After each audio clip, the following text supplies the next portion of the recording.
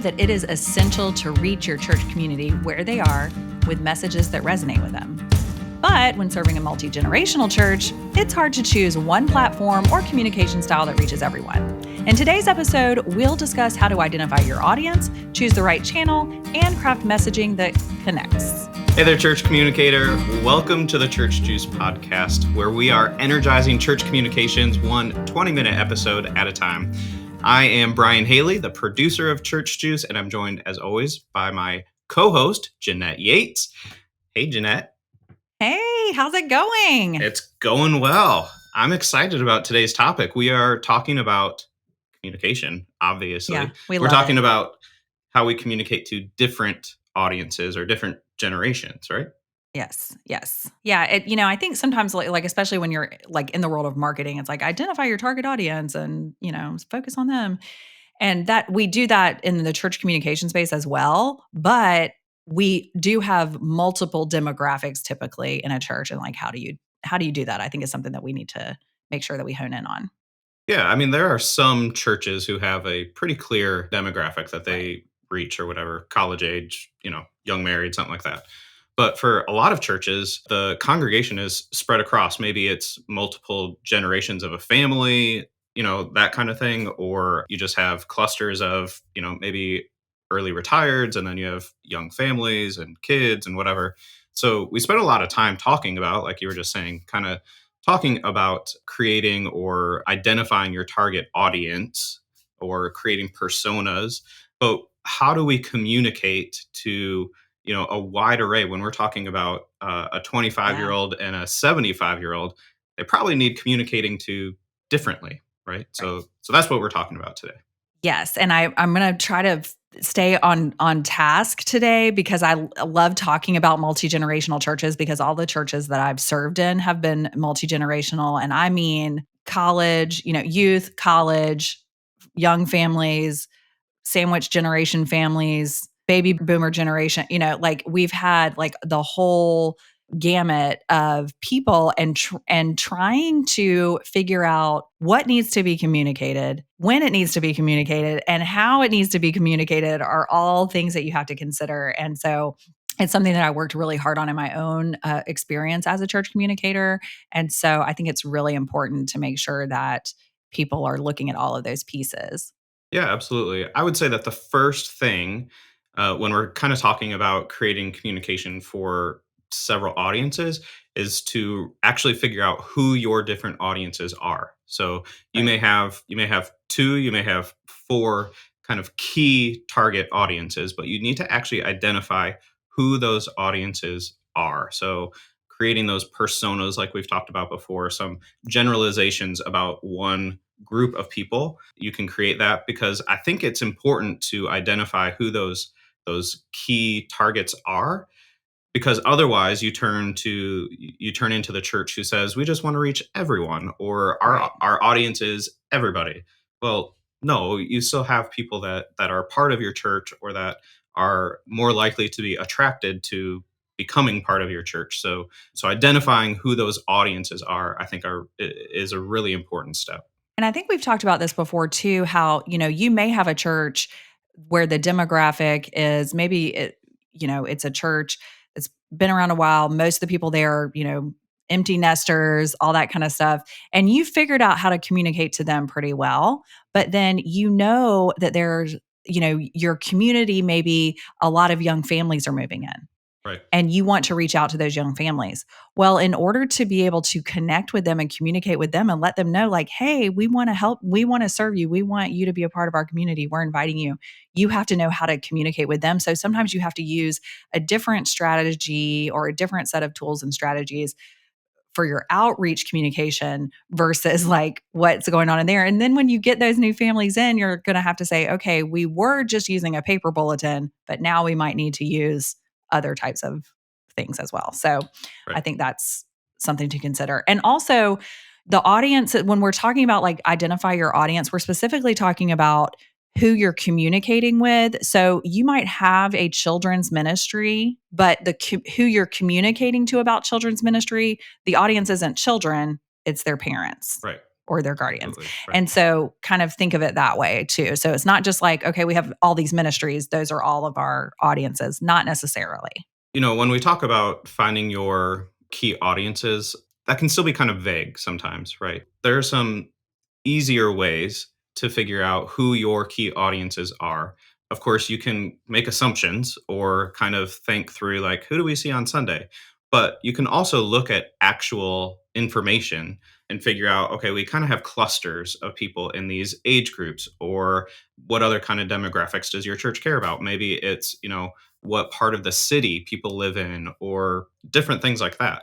But you Right. can gather that information, hopefully, from your church's database, from your church management Yes. system. You can grab, get a bird's eye view of who is part of your church, what ages are they, what interests do they have, where do they live, and you can kind of create those. When we talk about multi-generational communication, we're talking about ages, right? So grab the bird's eye view of those statistics that you have, that data that you have, and see, where do you have clusters of people in different ages, and what does that mean? So when we talk about, a group of people who's 55 to 64, their age, well, what else does that mean? They're probably nearing or at retirement, or empty nesters. What other interests do those people have? And look at other clusters of people that you have, larger groups of people from your database. So that's a easier way to help you identify, okay, we actually are not as spread out maybe as we thought we were. We have Right. clusters that are 80, and we have another cluster that's 35. So I think that's important. And like you said, yes, you have probably a lot of kids, but you're really not communicating with them. You're probably not communicating with teenagers much either. The youth pastor might be, but really who you're trying to talk to or communicate with is the parent. And that's important to think through, and think through, how do parents then receive information? How are we communicating with them? How are we engaging with them throughout the week too? Yeah, when you said that, when you were started talking about the database though, Brian, I was like, "Ooh, we need to make a note. We probably need to do a whole episode on church databases." Because that's why I laughed when you started talking about it, because databases are awesome, but they're only as good as the information that's actually kept in there. So I think we need to do a whole episode, because I was thinking like about experiences I've had with databases and how a lot of times the information in there is not quite as accurate Yep, as you think absolutely. it is. So that's a different topic. But in theory, if you have good information in the database, it is a great place to go to figure out where the bulk of your demographic is and all that kind of stuff. And so just a little caveat there. Note for Right.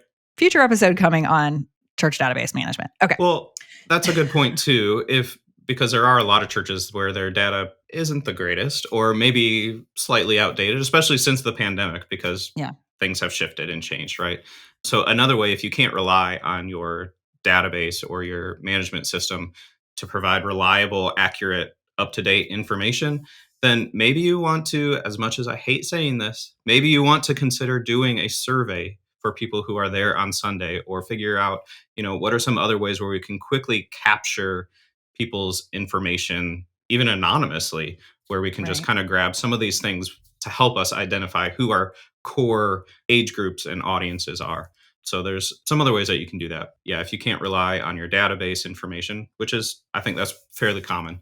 So that's a few ways that you can gather information to figure out who those audiences are. Once you have that information, though, it's important to then figure out, how do these groups of people, how do they receive information? How do we connect with those people? Because I read a study from Pew Research that came out earlier this week, or last week maybe, about how Sunday regular attendance continues to Hmm. decline. So Yeah. 30% of people say that they attend like once a month right now. So as regular Sunday attendance continues to decline, people are attending less often. So it's even more vital that we figure out, how do we communicate well and connect well with people beyond Sunday morning? Hmm. Because you can do 20 minutes of stage announcements, but if I'm only there once every 4 or 5 weeks, then I'm probably missing something still, right? If someone's doing 20 minutes of Well, stage announcements, then most people sitting in the room are missing it too. of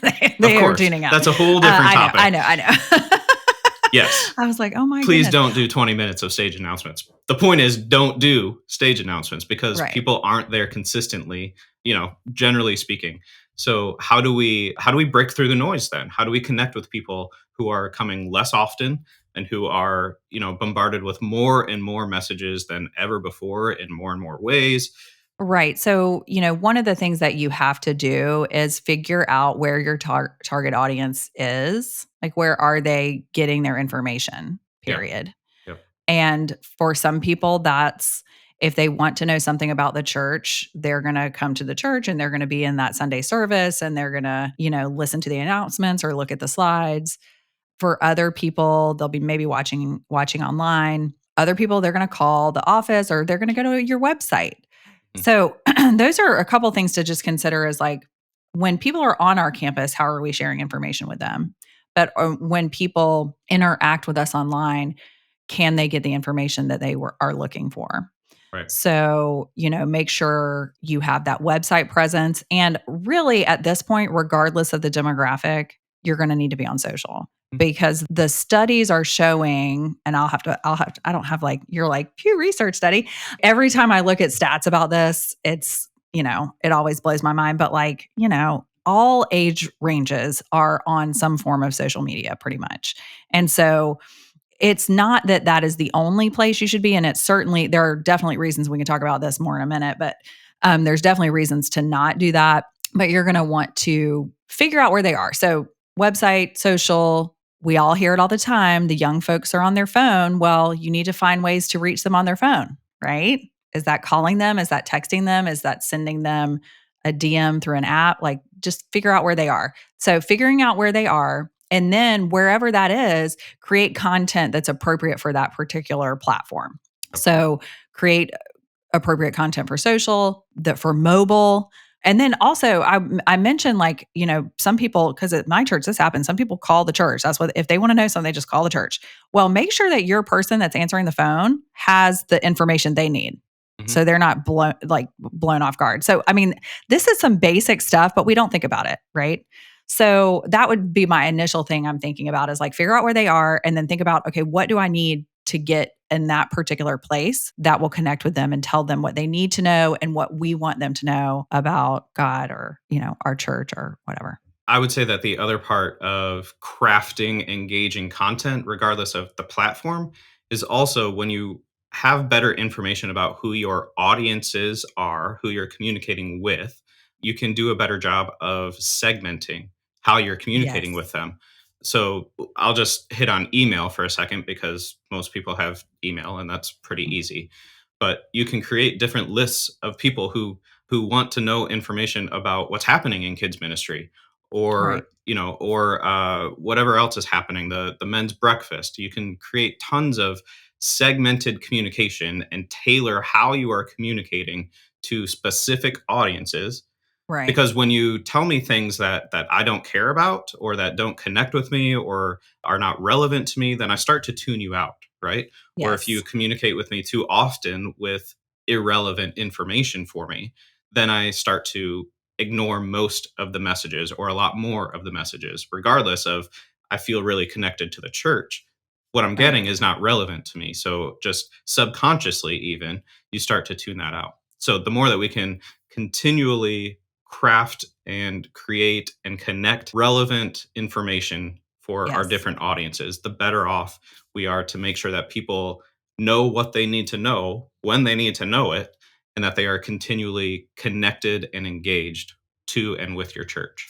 One of the things I was thinking about too when you were talking about being relevant, and I'm thinking about some of the stuff that's going on in my own church right now.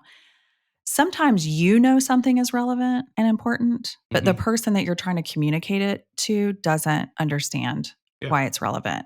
Yeah. So I think we've talked about this a ton of times. The idea of like telling the story of why something Yeah.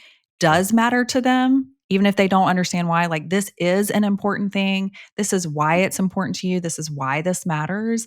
Like using the opportunity when you're crafting that announcement from the thing, because we know they're going to do it anyway, Brian. When you're communicating something from the stage or the pulpit, when you're communicating something in a blog post or an email, you're going to have to give that why piece, and that allows them the opportunity to put themselves into that story. So that's like not quite a like quick tip for creating relevant content, but at the same time I think it's something that we want to consider, especially when there's more complex things that we're trying to communicate. Well, I think that's a great point because a lot of churches have gone back to filling the calendar, filling the ministry Mhm. calendar with events and programs and whatever, right?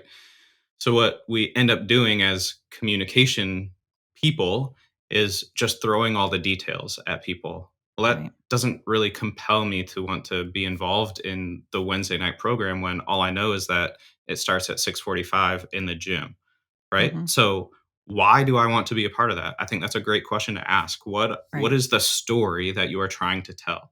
What are you compelling people to be involved with, and how are you compelling them?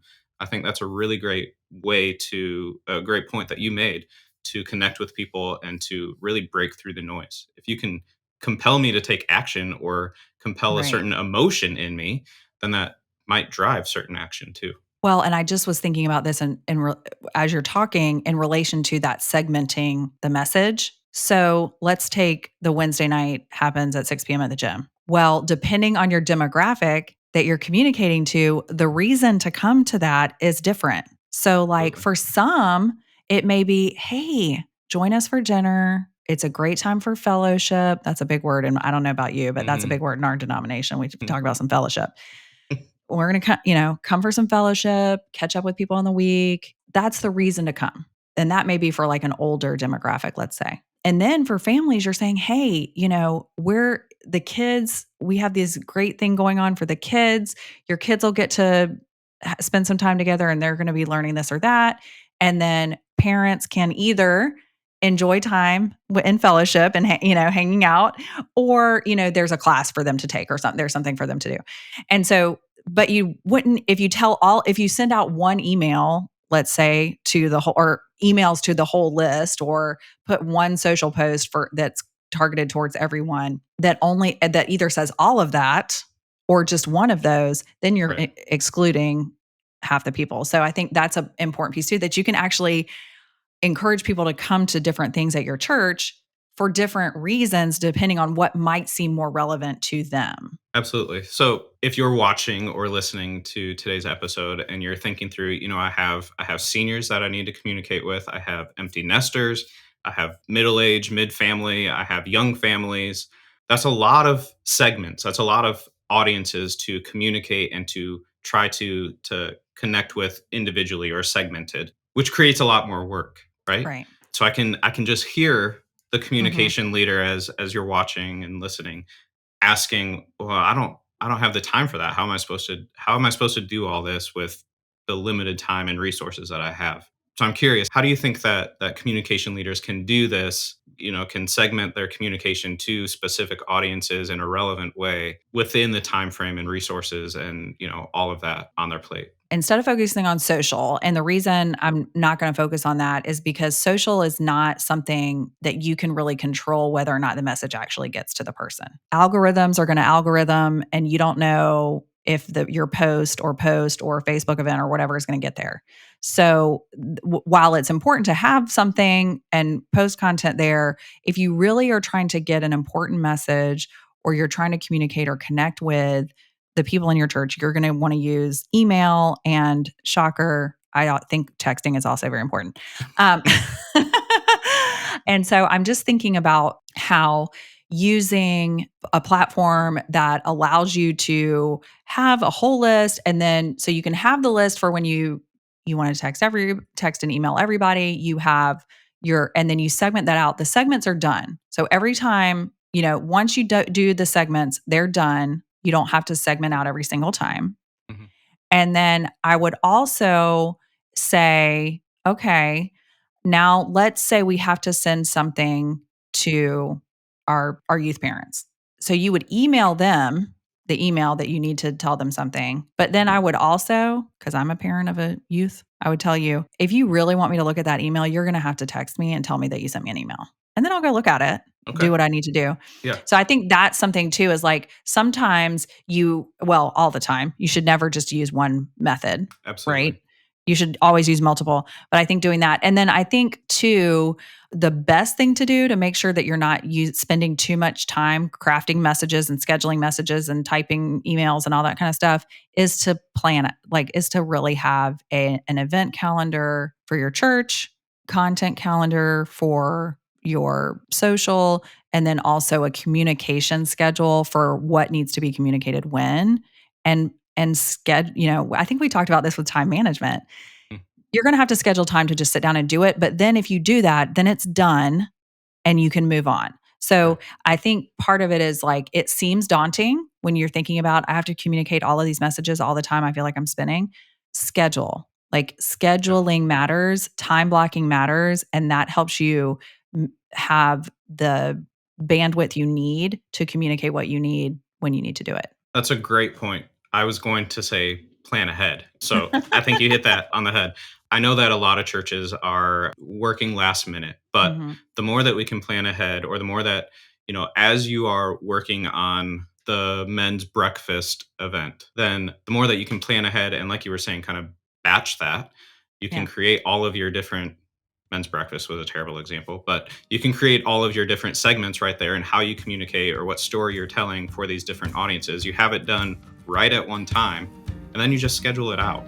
And of course, that is more work up front, but long term, that saves you a lot of time So much and time. really connects better with people too. And another thing, this is another tip too, because there's going to be people that say, I didn't get the email or I didn't get I would save the email in your inbox. Like, make sure you're getting one of these emails. And then Right. if somebody says, I didn't get the email, just forward it to them. Just forward it to them. Yep. You could say, can you check your spam? But they're not going to do that. If they were going to do that, they would have already done it. Just send them the email. My children's director does that all the time, where she's like, she'll be talking to me about something and I'll say, oh, I didn't get that. She's like, and then like while we're on the phone, she just sends it to me. Yeah. So it's just, and and that's what she does. She's like, I always make sure I have those emails saved. If you want to get really crafty, you can put them in folders, but at least just have them saved and get that sent out, or screenshot. Don't be screenshot a text message that went out and send it to them. I used to get really like, I would go and like look up the person. Like, they'd be like, I did not get that email. And I would go like look up their We sent address it and to be like, you, you received actually, it you did at- get it yeah. on. Right. But I mean, I don't know that did any good. Right. I understand. I think I've done that a time or two as well. Well, I think that's a good pro tip to end on. So we will leave it there. And that is a wrap on today's show. If you've got something to add to our discussion today, make sure you add it in the comments below. We would love to hear what you have to say. And if you want to know more or follow up, feel free to reach out to me or to Church Juice. You can join our Insiders Facebook group. You can find out all the details for that in the description below today's video. On behalf of Church Juice and everyone at Reframe Ministries, thanks for watching. We'll see you next week.